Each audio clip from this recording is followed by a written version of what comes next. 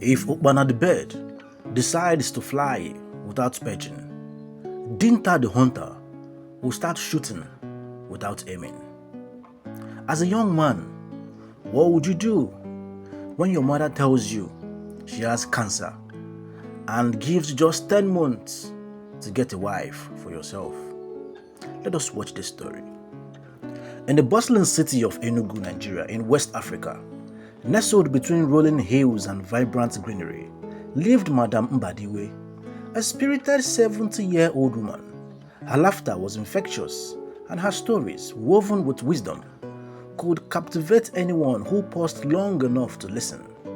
Madam Mbadiwe was a proud mother of 2 sons. Obinna, the eldest at 35, was a lawyer, and Olisa, the youngest at 33, was an architect.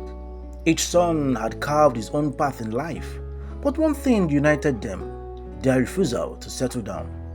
Madam Mbadiwe loved her sons deeply, but fretted over their single status.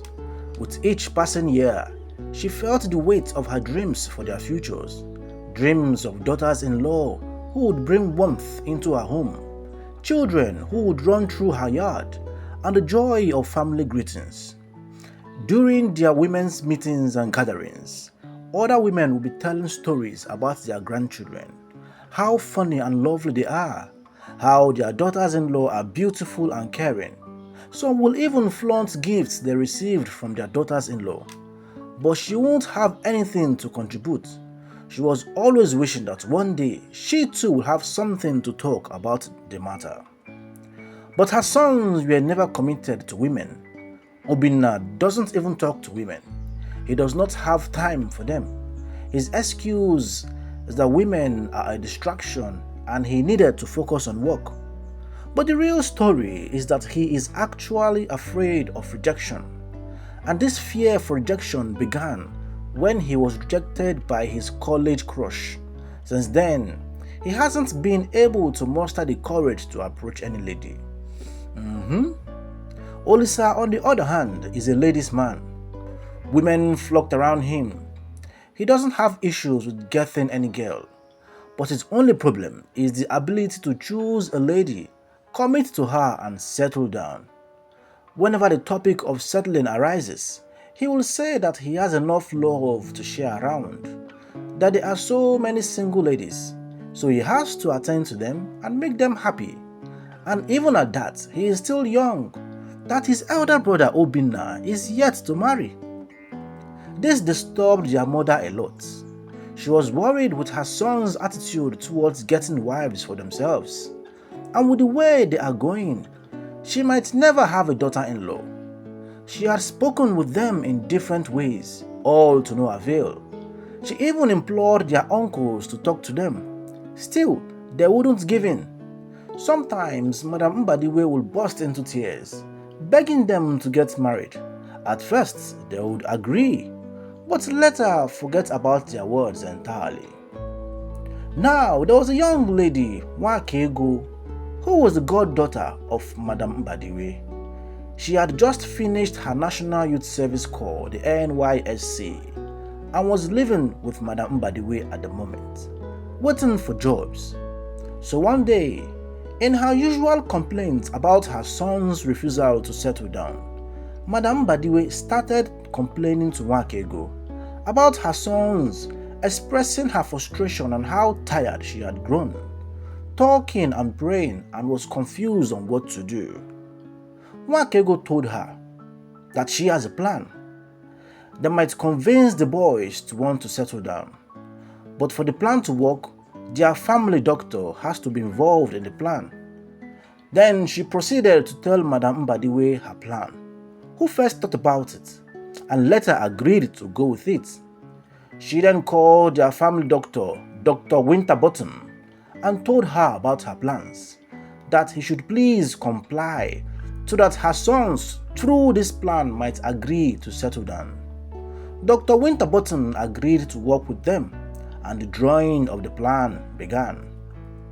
One evening, as the sun dipped below the horizon, casting a warm glow across the town, Nwakego called Obinna and Olisa, telling them that their mother has been rushed to the hospital. that she slumped after complaining about stomach pain. The boys rushed to the hospital as quickly as they could. They rushed in and saw their mother in a hospital bed, seemingly in pains. They met Dr. Winterbottom attending to her. When they asked him what was wrong with their mother, he directed them into his office. He then broke the sad news to them that their mother has cancer, and that unfortunately the cancer had eaten too deep and had spread to almost all her organs, and that sadly she has about 10 months or less to live. Obinna was in shock. He couldn't believe his ears. How can his mother fall sick all of a sudden? Olisa started crying. He was short of words. Dr. Winterbottom tried to console them. They were sad and shocked at the same time. So Madam Mbadiwe summoned her sons. She was looking weak and seemed to be in pain. But all of these were fake. This new development was actually the brainchild of Nwakego, who told Madam Mbadiwe to act as if she had cancer and that she had only 10 months to live. Then, when her sons had believed the cancer story, she would tell them that their father had left an inheritance abroad for them, but that the inheritance came with a clause. Whichever child that gets married first will get the inheritance. Nwakego and Madam Mbadiwe planned this together and also invited Dr. Winterbottom to be in the picture. So all her actions were a charade, and her weak looks were actually from Nwakego's makeup touches. Obinna and Olisa came to visit their mother. They were looking sad and afraid that they might not see their mother again. Madam Mbadiwe called her sons that she wanted to tell them an important instruction. Before your father died, he left some documents with me containing papers of 2 properties in the US. He bought them when he was there. Madam Mbadiwe told her sons. The boys looked at themselves. They were surprised because they haven't heard about those properties. So how do we get them, mother? Because we need to protect them and start assessing them, Obinna chipped in. Madam Mbadiwe continued, but there is a clause to it. Your father instructed me specifically that whosoever among you that gets married first will get those properties. And saying that I am now sick, I don't know how long I will be with you guys. Dr. Winterbottom said I have only 10 months to live. But in her heart, knowing that all this was a lie, whenever she talks about not having enough time on earth, Madam Mbadiwe will start whispering, God forbid, that she rejects it. So she continued with her sons. I have decided that between the 2 of you, the first person to get married within the next 9 months will get the inheritance. Obinna and Olisa wanted to start complaining, but Madam Mbadiwe sharply cut in and said that this was the final, and she laid down. Dr. Winterbottom came in and told them that all their mother needs in this last stage of her life was love, care, happiness, and support. So they left, looking sad and confused on how to get who will marry them within 10 months. And so the quest to get married began. Please, if you have watched to this moment, kindly like and subscribe to my channel. I appreciate your contributions and supports. Please subscribe to my channels as I bring you more interesting stories. Let us go back to the story. Obinna, who doesn't really know how to approach or talk to women, was finding all this difficult. Where will I start from? He was asking himself. I've not had a girlfriend for years now. I don't even know how to woo a lady. How do I go about this now? And I really need to act fast if I want those properties, because Olisa is good with women. He was looking helpless and lost, and suddenly an idea sprang up in him. I will call Nwakego to introduce me to any of her fine, well-behaved friends. Yes, that will do it. That girl has beautiful friends. I just hope that they are well trained. He proceeded to call Nwakego. Obinna started. Nwakego, please, can you introduce me to that your friend? The one I saw at the house last month. She is fine, and I hope she's a good girl, good Christian, business-oriented, submissive, clean, speaks good English, very hardworking, reads educational books, dresses more in cooperative wares, a very good cook, and I hope she is. Before he could finish, Nwakego cut in. Oh, I can now see the reason why you have been single. So you want all these qualities in a woman, eh? You want a perfect woman. You have to create her yourself because no one is perfect. The earlier you know this, the better. The beauty of a union is working with each other's imperfections for the greater goal. Your major concern should be if she brings you peace and aligns with your goal in life, family, and career. You shouldn't be looking for a perfect woman unless you're not ready to settle down. Obinna was stunned. Up till this moment, he hasn't really viewed this relationship topic from this perspective. So he obliged Nwakego to help him and also introduce him to her friend. And in the weeks that passed, with the help of Nwakego, Obinna started building a strong bond with the said Nwakego's friend, whose name was Olamma. Olisa believed that he would be the one to get those inheritance, because all he has to do was to pick a girl from his tens of admirers and marry her. Then one day, he picked up his phone and started browsing through to see the lady he would finally decide to pick. He went through all the female contacts on his phone. He searched and searched. He went through his contact list for about 5 times, but couldn't choose any.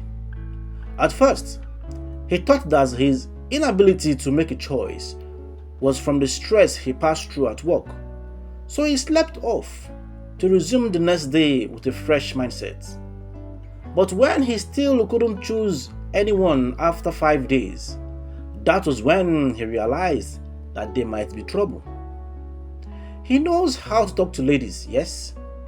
He has them in quantum, yes. He can take care of them financially and otherwise, yes.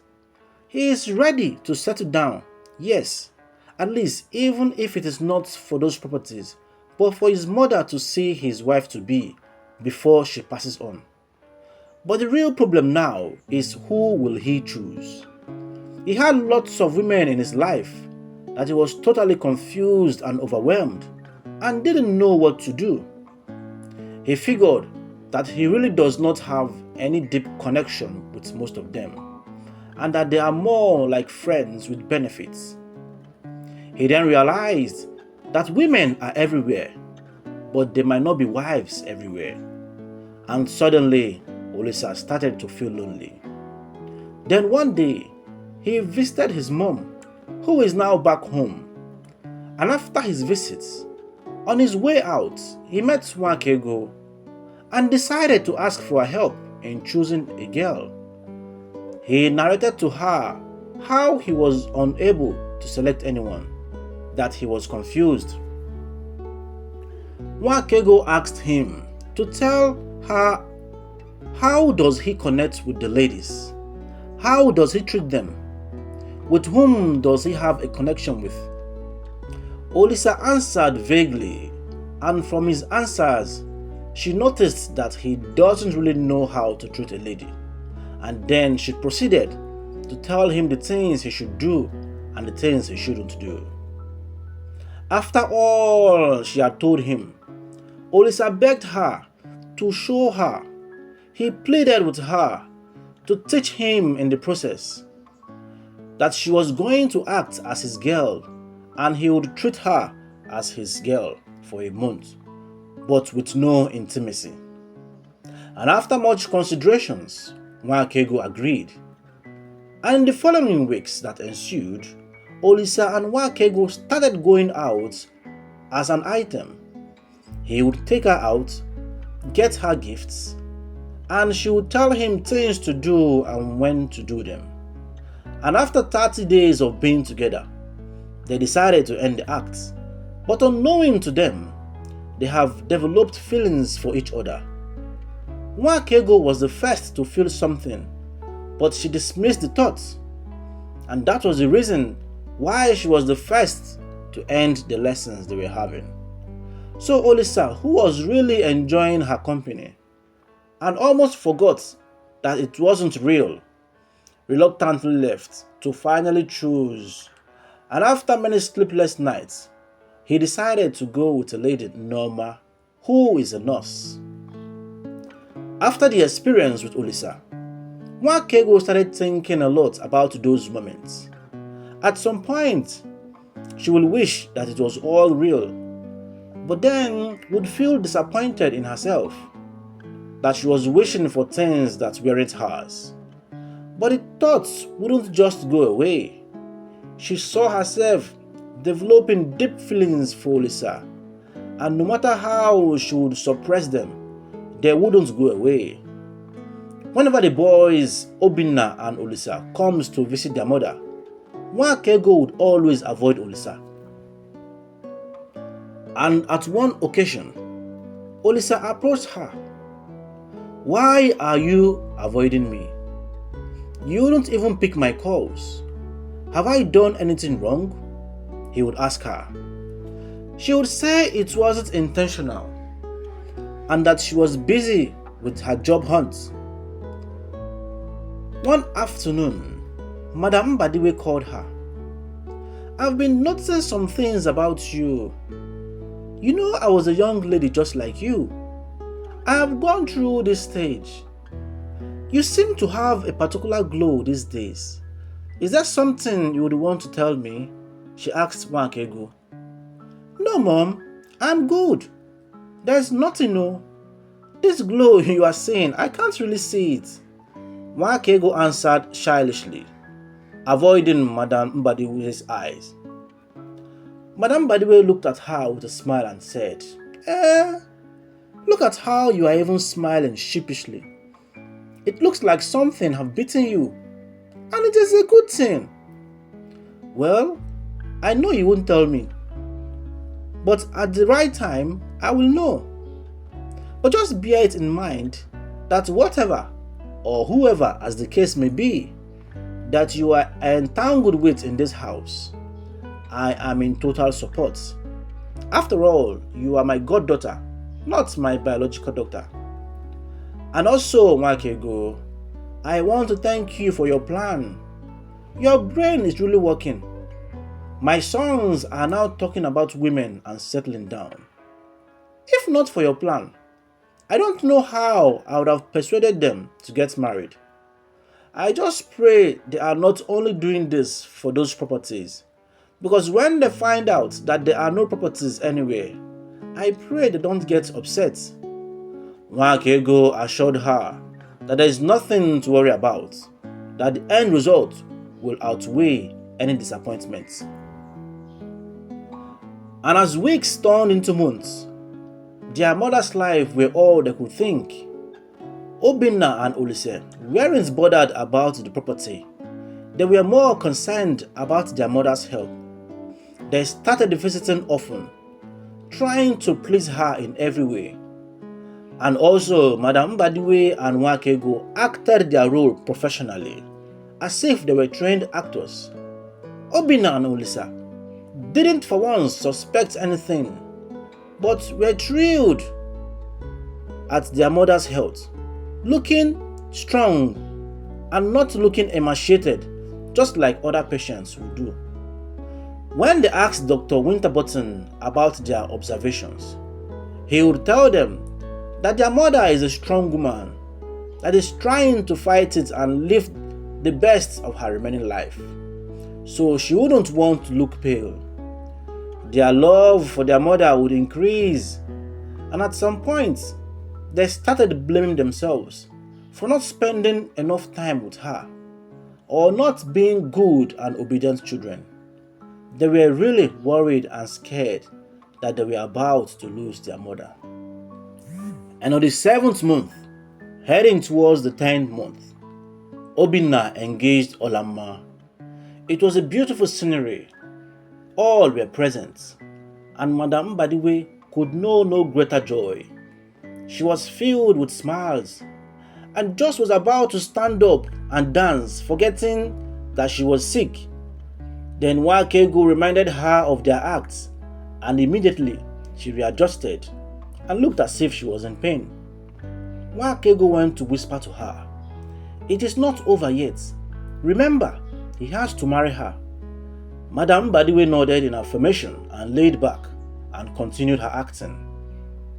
Olisa went to hug Obinna, telling him, "You are the older one. Of course you should get married before me. And as the first son, those properties should be yours. I am very happy for you. And also very soon, I will pop the question too." Obinna's eyes brightened and he hugged Olisa and told him, "Whenever I get those properties, we will share it together definitely. And I'm waiting for you to pop your own question." And they all departed and went on their way. Obinna and Olamma started preparing for their wedding. The atmosphere was filled with love. There was joy in the air. Madam Mbadiwe was now filled with laughter and smiles. Alas, their plan has worked. Nwakego kept thinking about Olisa and the time they had spent together. She just couldn't get herself to stop thinking about him. And to know that he is going to be with another woman, she was distraught. She decided that after the 10 months plan, she would leave the house and move to another town because she wouldn't be able to bear seeing Olisa with someone else. Obinna's wedding was drawing pretty close. Everyone was gearing up for the wedding. Olisa was to be his best man, and Nwakego was to be Olamma's chief bridesmaid. So on the eve before the wedding, Olisa decided to invite everyone to the house for an announcement. Even Dr. Winterbottom was invited as a friend of the family. And after some light refreshments, Olisa stood up and said, "I want to use this medium to thank everyone for making time out of their busy schedules to come here. Today, I just want to thank everyone here who has been a support to me and my journey and to our family. And first, to my mother, who gave my brother and I the life we have today. Mommy, you have been caring, ever loving and supportive. I want to say that God will always be with you. And even though, regarding the circumstances, you might not be here with us for long." His voice began to tremble for a possible tear. And Madam Mbadiwe kept muttering to herself, God forbid, I'll be here for long, oh. Oh God, oh, please, oh, it is not real, oh, it is not real." And Olisa continued after clearing his voice, "To my elder brother, you are the best brother anyone can ask for. Thanks for always being there. And to our family doctor, God will bless you for your unalloyed loyalty and support to our family."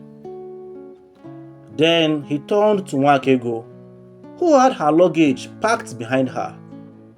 "To you, Nwakego, thank you for coming into our lives. Thank you for coming into my life. And thank you for opening my eyes to love and enlightening me on how to treat a lady." Nwakego was almost in tears. Her eyes were already misty. Then Olisa turned to Noma. "Oh, thank you for being a good friend and for helping me plan this." Noma nodded with a mischievous smile.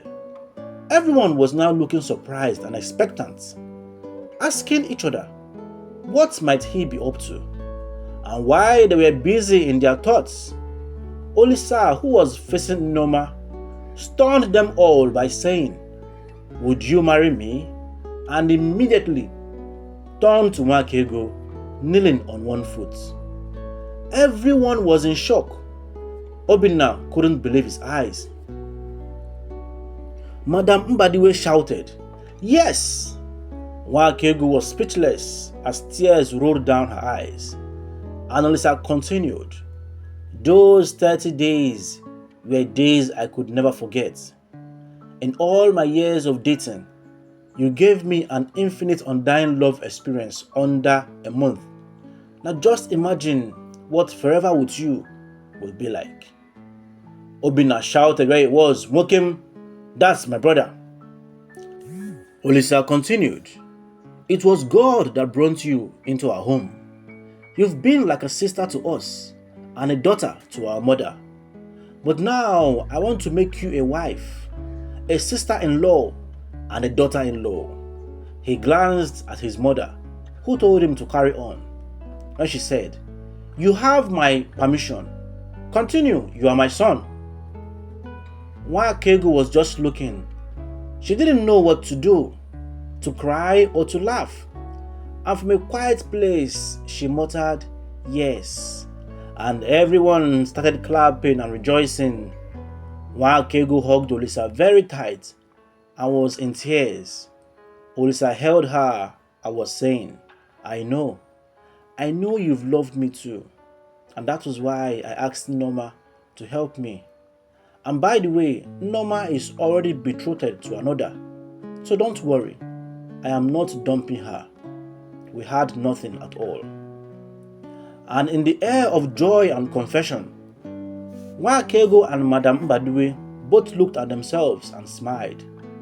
Then Madam Mbadiwe started, "Obinna and Olisa, I have a confession to make, and I hope you forgive me." The boys were now looking worried, moving over to her to make sure she was okay. And she continued, "I don't have cancer. In fact, I am very healthy. I was worried that you both had refused to get married and settle down. All my age mates are now grandmas and have their own daughters-in-law, but I have none. So with the help of Nwakego and Dr. Winterbottom here, we decided to try this plan to see if you hear that I was about to die, whether you would be touched to give me daughters-in-law. And voila! You are about to give me the best of daughters-in-law. So our plan has worked, but I am sorry for misleading you." Obinna and Olisa were a bit angry that why would they play with something as serious as cancer. But on a second note, they were happy and glad that the plan came true, because it made them see the beauty in companionship, and most importantly, they were relieved that their mother wasn't a cancer patient. And as all were laughing and happy, Obinna asked, "What about the properties that was promised the winner?" Dr. Winterbottom jokingly answered, "Your mansions are in heaven," and they all burst into laughter. And as Madam Mbadiwe sat on her porch, surrounded by her sons and their new wives, she kept thanking God for the gift of good health, of family, and of love. This story teaches us that love is a beautiful thing, that companionship is a lovely experience. We should never neglect the need for support in our families, to help each other, and treat people with love and care. Thank you for watching. This is the end of the story. Bye for now.